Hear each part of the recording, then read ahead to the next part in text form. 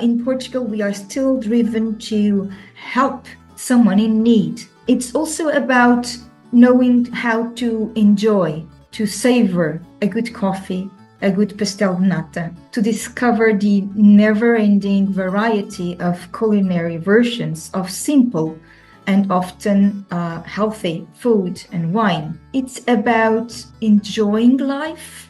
It's about being human still, right? Even in a big city like my city.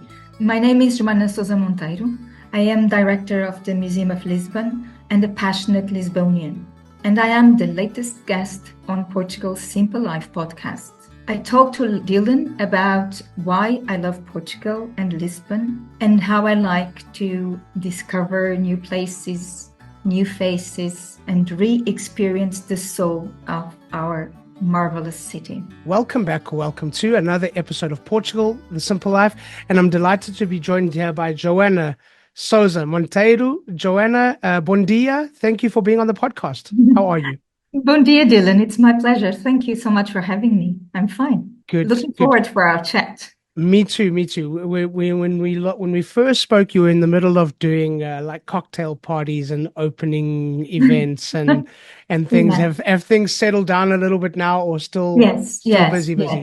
Yes, it's still very busy, but not as crazy busy as it was in early September. Yes. Wonderful. Well, Joana, for people listening, maybe you can start off by telling us a bit about you. So my name is Joana Monteiro, as you very well said already. I'm 52 years old, born and raised Lisbonian. I'm director of the Museum of Lisbon, and I've been devoted to the arts and museums all my adult life.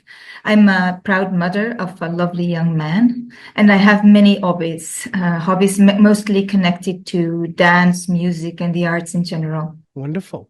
How did you get into the work that you're doing? What led to that happening, Joana? So I was I was born, my parents had some connections to music, and not the whole family, but a big part of my family. There were connections to music, to theater, to painting, and to literature as well, and to philosophy and thinking of different people. So the arts and the writing ran, so to speak, in the DNA. Not that I had to follow that path, not at all. I was not pressured, but I studied music and dance since a young age. And I learned by osmosis, so going with my parents and with other people as well.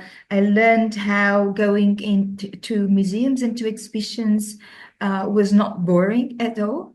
And I learned how to observe some paintings, for instance, and how to observe carefully and how fun that was. So I didn't have this idea of boring associated with arts, that some people have. And I'm absolutely convinced that only happens because there has been no past experience in some people's life. Sure. To show them that's not like that. What do you think it is about our country with this need to preserve, this need to retain and hold on to things from the past? Because I find it very beautiful how and in my experience of traveling through Europe, you're used to seeing that in a lot of European countries where in the capital cities there's a lot of preservation going on, but when you go out into the countryside or into smaller places, it doesn't happen. Whereas somehow in Portugal, you could be driving through a random village and come across a beautifully preserved castle or palace. What do you think it is here that has led us to maintain our history and culture in that way? Well, I think that the fact that we are so old, that we have such a long history, because we are, as we all know, one of the oldest countries in Europe and maybe in the world as well. The countries with the same, more or less, the same boundaries, right? Yeah. So I think we need and like to hold on to our past heritage. For once, because we have it still materialized in our buildings, as opposed to some cities in some other countries that we all know well, but that didn't happen. They had to rebuild their cities and some of their towns as well. Yeah. So I think that it's very positive to our identity and to the strength of our self-respect to preserve our heritage. Tell us a bit about the museum that you are running, Joana. We have 5 museum sites. One is closed for building works, and the other 4 are open daily. So there's 5 sites that make up Lisbon Museum. Exactly. Wow. Okay. That's it. Yeah, that's it. Yes. Plus the very large program of walking tours in the city. So we make walking tours about very, very different themes from for instance, the Islamic city until to the LGBT city where in Bairro Alto, in the first bars and many things connected with that theme. So, and we have 3 different walking tours only about slavery heritage in Lisbon.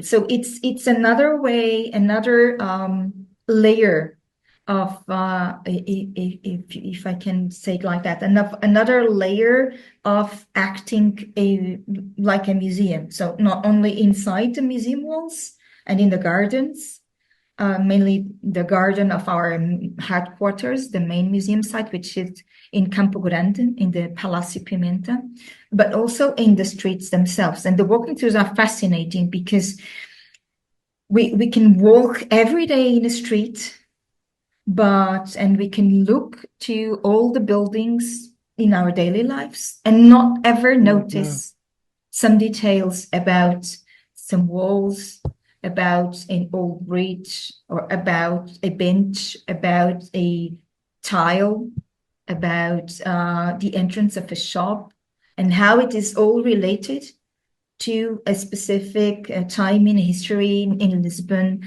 or a character, or a specific story about Republican women, or you name it. There are so many different subjects. Looking for a home in Portugal? This break in Portugal, the Simple Life podcast, is brought to you by Dylan and his team of certified realtors at Portugal Realty. Portugal Realty offers the exclusive Simple Life Homebuyer Program. Visit portugalrealty.com today and book your free call to find out more. Welcome to the Simple Life.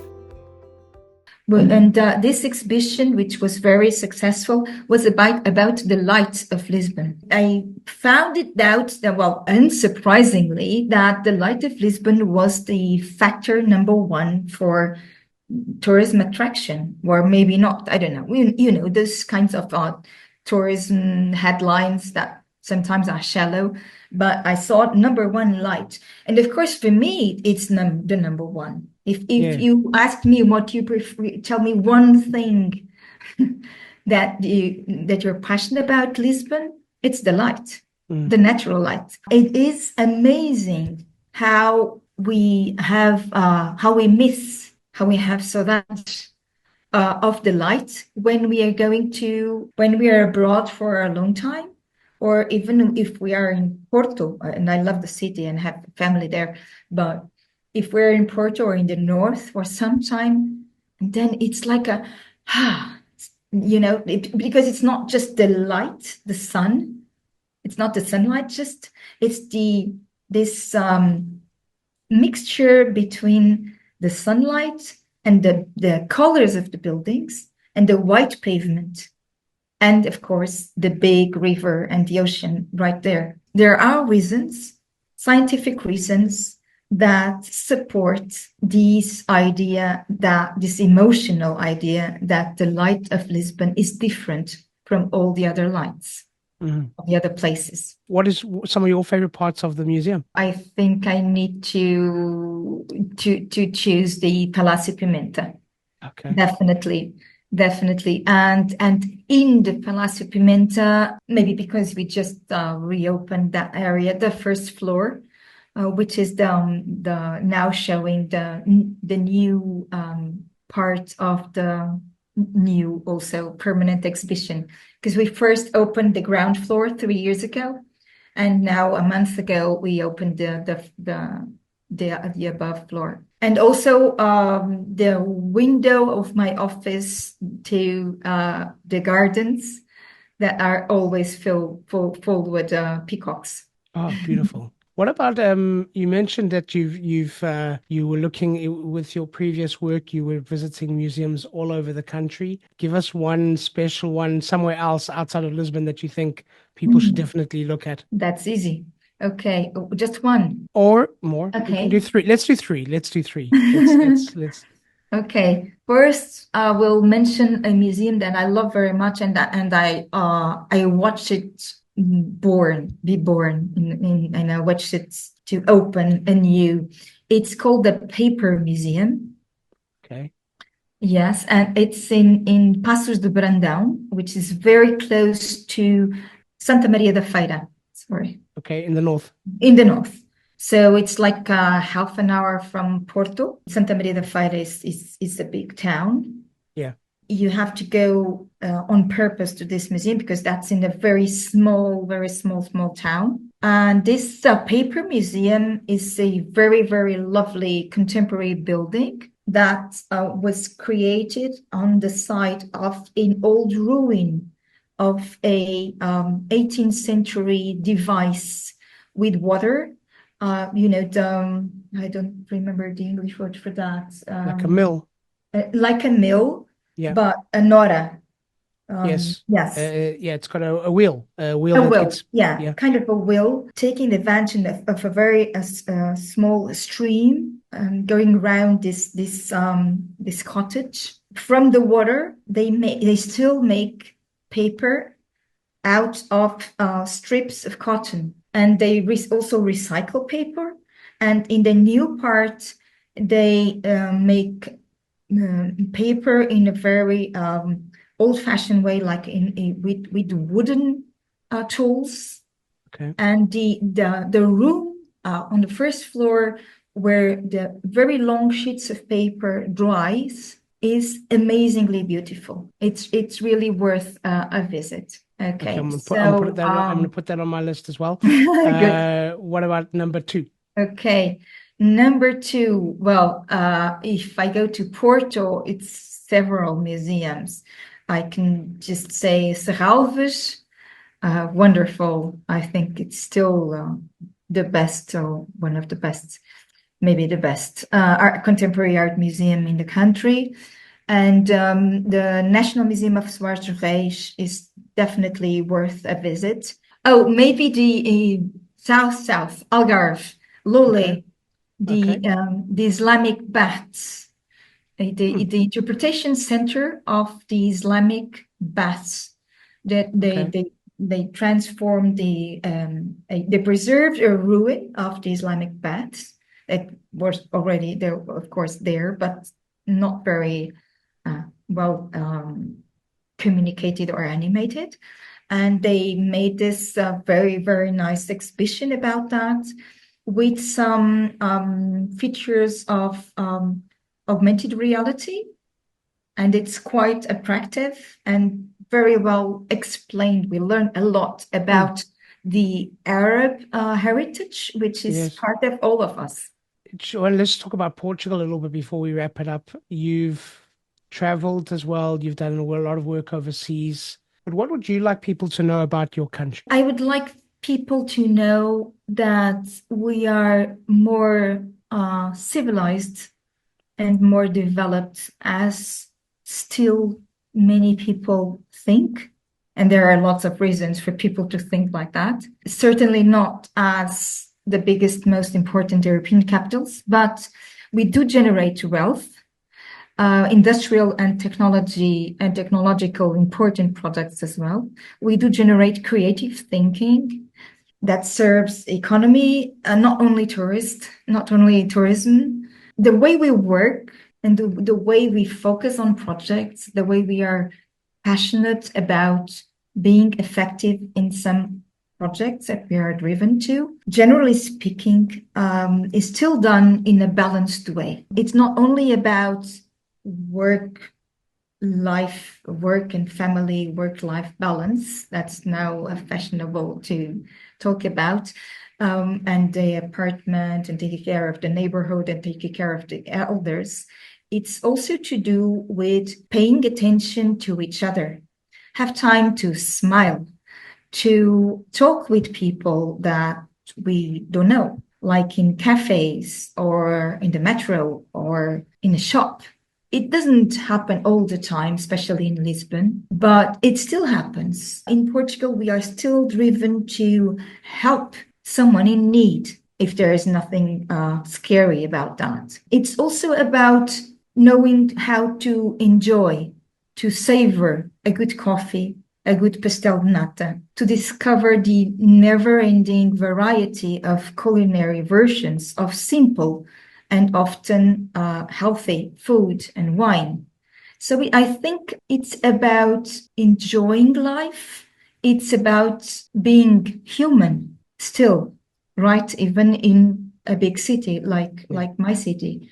Joana, what's one thing that you would like people to remember and take away from our conversation? In Portugal, we like to smile and we like to see people smiling. And I think that's contagious. Yeah, and don't be afraid to talk to us. We like to have a conversation. Absolutely. So we like a friendly bon dia and Very a much. friendly chat. Yeah. Joana, one more question, and a question that we ask all of our guests. Portugal, the simple life. Why? Simple because it's human.